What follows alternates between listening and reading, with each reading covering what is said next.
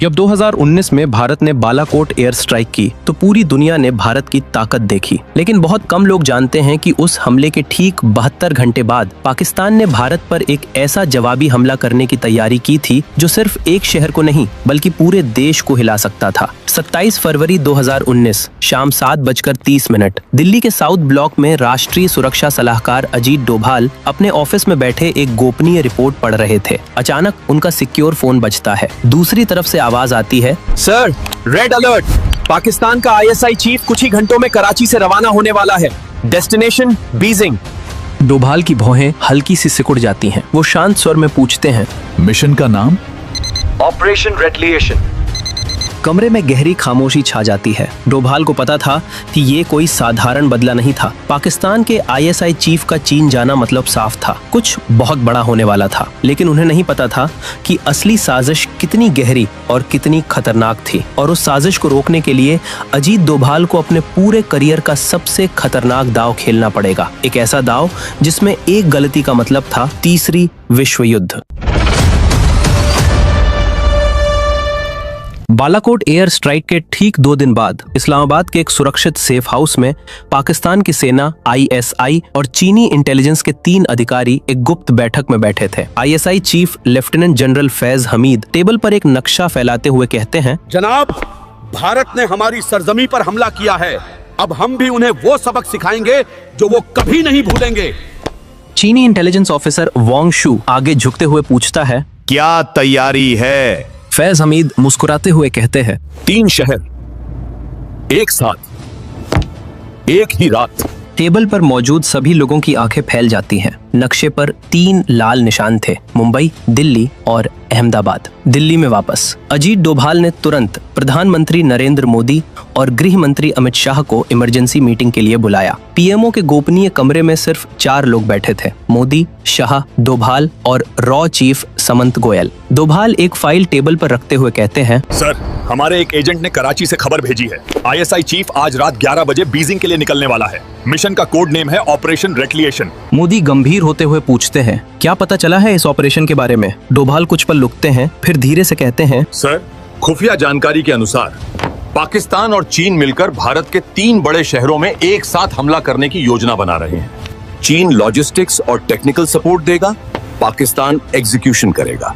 कमरे में सन्नाटा छा जाता है। अमित शाह तनाव में पूछते हैं, कब? अगले 96 घंटों के अंदर। मोदी खिड़की की तरफ देखते हुए कहते हैं, अजीत जी, विकल्प क्या है? डोभाल शांत स्वर में कहते हैं, सर, 2 रास्ते हैं। पहला, हम अपनी सिक्योरिटी बढ़ा दें और हमले को रोकने की कोशिश करें। लेकिन अगर एक जगह भी चूक हुई तो। डोभाल की आंखों में एक अलग ही चमक आ जाती है। दूसरा रास्ता है कि हम खेल उनके मैदान में खेलें, लेकिन उसके लिए मुझे 48 घंटे चाहिए। मोदी डोभाल की आंखों में देखते हैं। दोनों के बीच कोई शब्द नहीं, लेकिन समझ पूरी थी। मोदी धीरे से सिर हिलाते हैं, करो जो करना है, भारत आप पर भरोसा करता है। और उसी पल शुरू हुआ अजीत डोभाल का सबसे खतरनाक मास्टर स्ट्रोक। एक ऐसा ऑपरेशन जिसके बारे में आज तक कोई नहीं जानता। घड़ी की सुई बता रही थी मिशन शुरू होने में सिर्फ 96 घंटे बाकी थे। कराची के छोटे से होटल के कमरे में एक आदमी बैठा अपने लैपटॉप पर तेजी से कुछ टाइप कर रहा था। उसका नाम था आरिफ खान, लेकिन उसकी असली पहचान थी raw agent, code name alpha 7। पिछले 6 सालों से आरिफ पाकिस्तान की नेवी में एक मिड लेवल ऑफिसर के रूप में काम कर रहा था और आज उसे वो जानकारी मिली थी जो पूरे मिशन का गेम चेंजर साबित हो सकती थी। उसने एक एनक्रिप्टेड मैसेज टाइप किया, सर, आईएसआई चीफ की फ्लाइट PK 8847, डिपार्चर 11:45 PM। लेकिन बड़ी खबर यह है कि उनके साथ एक ब्रीफकेस है। उसमें 3 शहरों का पूरा ब्लूप्रिंट, टाइमिंग और स्लीपर सेल्स की लिस्ट है। अगर वो ब्रीफकेस चीन पहुंच गया तो हमला कंफर्म्ड है। मैसेज भेजने के बाद आरिफ ने लैपटॉप बंद किया और खिड़की से बाहर देखा। एयरपोर्ट की रोशनी दिख रही थी। उसे नहीं पता था कि अगले 24 घंटे उसकी जिंदगी के सबसे खतरनाक घंटे होने वाले थे।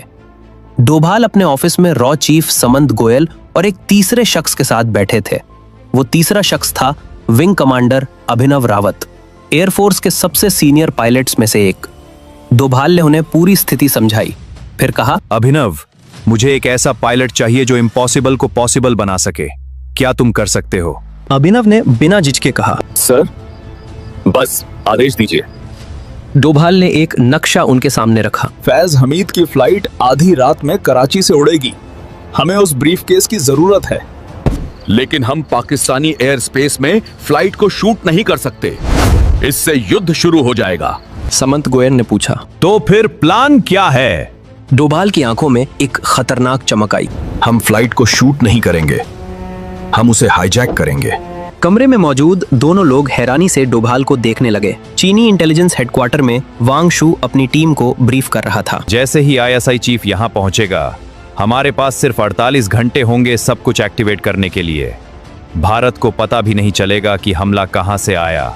उसके सामने 3 फाइलें थीं, मुंबई, दिल्ली, अहमदाबाद। हर फाइल में 20-20 स्लीपर सेल एजेंट्स के नाम थे। सभी भारतीय नागरिक, सभी पिछले 10 सालों से भारत में रह रहे थे और सभी एक सिग्नल का इंतजार कर रहे थे। वांग शू मुस्कुराते हुए बोला, इस बार भारत को पता ही नहीं चलेगा कि दुश्मन बाहर से नहीं, अंदर से आया था। डोभाल ने पूरी रात काम किया था। उन्होंने एक ऐसी योजना बनाई थी जो उनके पूरे करियर की सबसे रिस्की और सबसे ब्रिलियंट योजना थी। वो अभिनव को समझाते हैं। फ्लाइट PK 8847 कराची से उड़ान भरेगी। इसका रूट होगा कराची से काबुल एयर स्पेस, फिर चीनी सीमा होते हुए बीजिंग।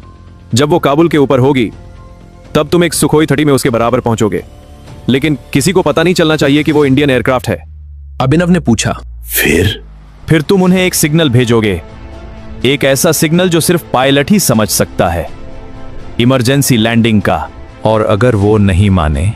डोभाल ने गहरी सांस ली। तो हमें प्लान B पर जाना होगा, और वो प्लान बहुत खतरनाक है। घड़ी की सुई बता रही थी फ्लाइट उड़ने में अब सिर्फ 19 घंटे बाकी थे।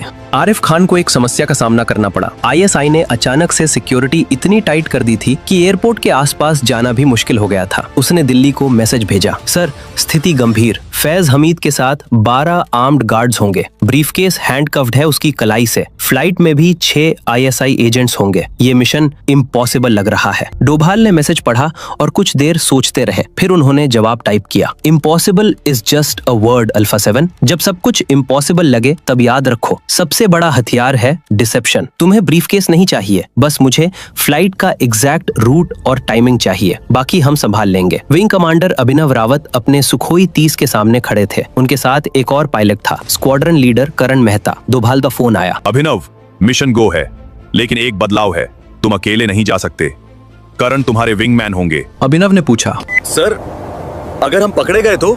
डोभाल ने शांत स्वर में कहा, इसीलिए तुम्हारे एयरक्राफ्ट पर कोई मार्किंग नहीं होगी, कोई इंडियन फ्लैग नहीं, कोई आइडेंटिफिकेशन नहीं। अगर कुछ गलत हुआ तो ऑफिशियली ये मिशन कभी हुआ ही नहीं।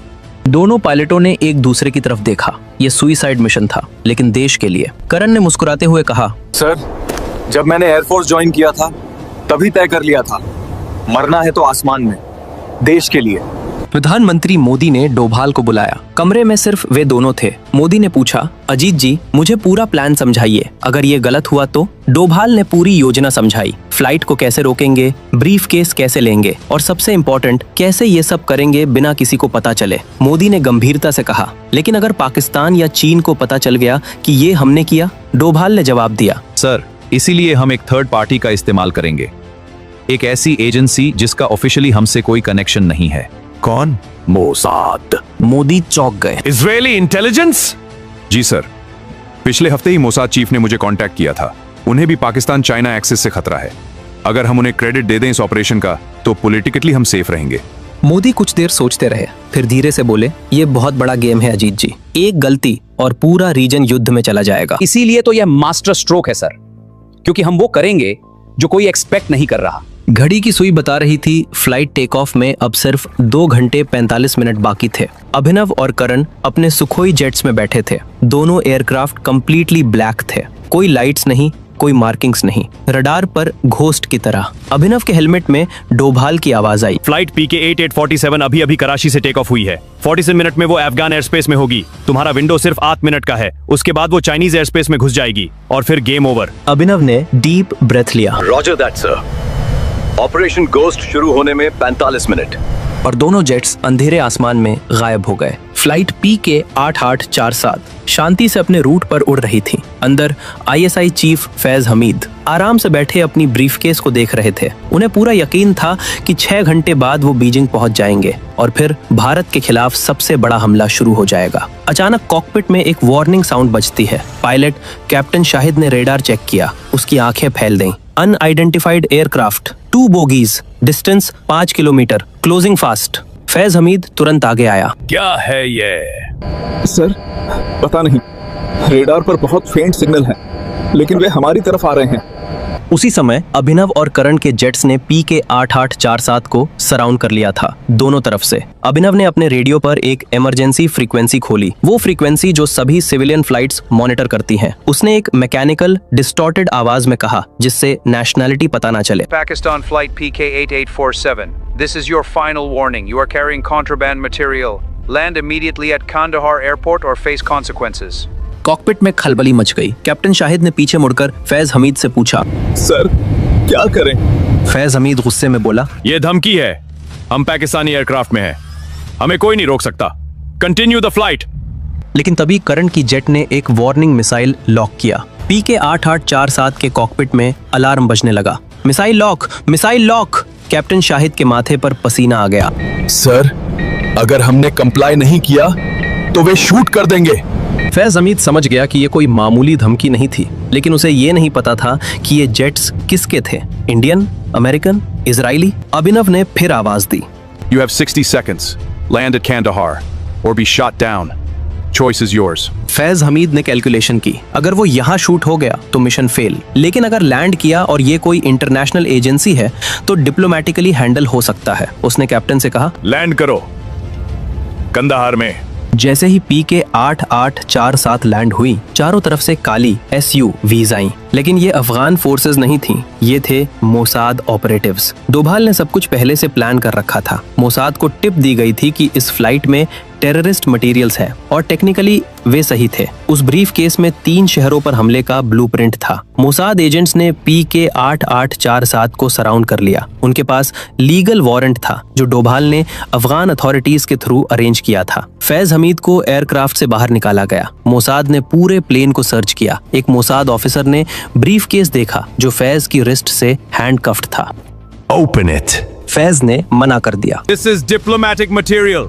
You have no right. Mossad officer ने मुस्कुराते हुए कहा, We have every right. This is suspected terrorist operation. Either you open it or we break it. 15 minute की इंटरोगेशन के बाद फैज को ब्रीफकेस खोलना पड़ा। मोसाद ने सारे डॉक्यूमेंट्स स्कैन किए, फोटोग्राफ्ट किए और फिर वापस कर दिए। फैज चौंक गया। You're letting me go? We have what we need. Information. आप जा सकते हैं। लेकिन फैज को नहीं पता था कि जो डॉक्यूमेंट्स स्कैन हुए थे वे ऑलरेडी एनक्रिप्टेड चैनल से भारत के रॉ हेडक्वार्टर्स पहुंच चुके थे। डोभाल के सामने स्क्रीन पर पूरा ब्लूप्रिंट था। मुंबई के 20 स्लीपर सेल्स के नाम और एड्रेस, दिल्ली के 20 स्लीपर सेल्स के नाम और एड्रेस, अहमदाबाद के 20 स्लीपर सेल्स के नाम और एड्रेस, हमले की एग्जैक्ट डेट 5 मार्च 2019, हमले का एग्जैक्ट टाइम रात 8 बजे, PM हथियारों के सप्लायर, फंडिंग रूट, सब कुछ। डोभाल ने तुरंत अमित शाह को फोन किया। सर, हमें सब कुछ मिल गया। अब हमारे पास 72 घंटे हैं सभी 60 स्लीपर एजेंट्स को गिरफ्तार करने के लिए। अमित शाह ने कहा, ऑपरेशन शुरू करो, साइलेंट, किसी को पता नहीं चलना चाहिए। अगले 72 घंटों में भारत की सभी intelligence agencies, raw, IB, NIA, state police units, सभी ने मिलकर एक ऐसा ऑपरेशन चलाया जिसकी कोई मिसाल नहीं थी। एक एक करके तीनों शहरों से सभी 60 स्लीपर एजेंट्स को चुपचाप गिरफ्तार किया गया। इतनी चुपचाप कि मीडिया को भी पता नहीं चला। किसी को गिरफ्तार नहीं किया गया पब्लिकली, सबको डिफरेंट चार्जेस पर क्वाइटली डिटेन किया गया। Tax fraud, illegal documents, suspicious activities. 5 मार्च 2019 रात 8 बजे, वो टाइम जब हमला होना था, लेकिन कुछ नहीं हुआ। पाकिस्तान और चाइना वेट करते रहे सिग्नल का, लेकिन कोई ब्लास्ट नहीं हुआ, कोई अटैक नहीं हुआ, क्योंकि सभी 60 एजेंट्स ऑलरेडी कस्टडी में थे। प्रधानमंत्री मोदी ने अजीत डोभाल को पर्सनली धन्यवाद दिया। अजीत जी, आपने तीसरी विश्व युद्ध रोक दी और किसी को पता तक नहीं चला। डोभाल ने विनम्रता से कहा, सर, ये मेरा काम है और सबसे बड़ी जीत वही है जिसके बारे में दुश्मन को पता ही न चले कि वो हार गया। आज भी पाकिस्तान और चाइना नहीं जानते कि ऑपरेशन रिटेलिएशन क्यों फेल हुआ। उन्हें लगता है कि शायद उनके स्लीपर सेल्स का नेटवर्क वीक था या शायद उनकी प्लानिंग में कोई गलती थी, लेकिन असली सच ये है कि अजीत डोभाल ने एक ऐसा मास्टर स्ट्रोक खेला जिसमें बिना एक गोली चलाए दुश्मन को हराया, बिना युद्ध के युद्ध जीता, बिना किसी को पता चले 3 शहरों को बचाया, इंटरनेशनल एजेंसीज का इस्तेमाल किया, बिना इंडिया को एक्सपोज किए। ये है असली इंटेलिजेंस वॉरफेयर। ये है वो सच जो कोई नहीं जानता और ये है अजीत डोभाल, भारत का असली रक्षक। हम सबको सोल्जर्स दिखते हैं बॉर्डर पर, लेकिन जो शैडोज में काम करते हैं, जो दुश्मन को उसके घर में घुसकर हराते हैं, जो साइलेंट रहकर देश बचाते हैं, उन्हें कभी क्रेडिट नहीं मिलता। ये कहानी उन सभी अननेम्ड हीरोज को समर्पित है। ये कहानी रियल इवेंट्स और इंटेलिजेंस रिपोर्ट से इंस्पायर्ड है, लेकिन कुछ डिटेल्स को सिक्योरिटी रीजंस के कारण फिक्शनलाइज्ड किया गया है। ये एक डॉक्यूमेंट्री थ्रिलर है जो आपको सोचने पर मजबूर करती है। कितने ऐसे ऑपरेशंस हैं जिनके बारे में हम कभी नहीं जानेंगे। अगर आपको ऐसी अनटोल्ड स्टोरीज पसंद आती हैं तो लाइक करें इस वीडियो को, शेयर करें अपने दोस्तों के साथ, सब्सक्राइब